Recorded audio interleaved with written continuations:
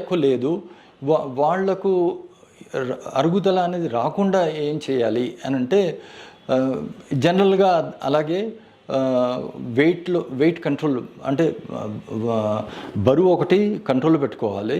అయిన తర్వాత ఫ్లెక్సిబిలిటీ కొరకు అనేసి యోగా కానీ వార్మప్ ఎక్సర్సైజెస్ కానీ చేసుకుంటూ ఉండాలి. కాల్షియం తక్కువ ఉన్న వాళ్ళు కూడా బోన్ మినరల్ డెన్సిటీ ఒకటి చేసేసి దాని లెవెల్ ప్రకారం ఏదైనా ప్రోగ్రామ్ వాడాల్సి వస్తుంది.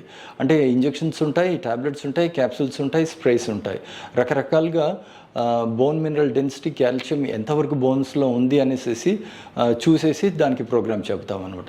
అయితే ఎటుచ్చి యాక్టివిటీ ఒకటి చేయాలి, వెయిట్ ఒకటి కంట్రోల్ పెట్టుకోవాలి. అయిన తర్వాత ఈ కాంట్రో ప్రొటెక్టివ్ ఈ ట్యాబ్లెట్స్ అనవసరంగా వాడే అవసరం లేదు, అరుగుదల ఉంటేనే వాడాల్సి వస్తుంది. ఈ యూజువల్గా జనరల్ ఫిట్నెస్ కొరకు అనేసి ఇప్పుడు వైటమిన్ డి ఒకటి, వైటమిన్ డి డెఫిషియన్సీ చాలా ఉంది ఇండియాలో. మనకి ఇంత ఎండ ఉన్నా కూడా వైటమిన్ డి డెఫిషియన్సీ ఉంటుంది. కాబట్టి ఇది వారానికి ఒకటి వేసుకునేది కొన్నాళ్ళ పాటు వాడాల్సి వస్తుంది.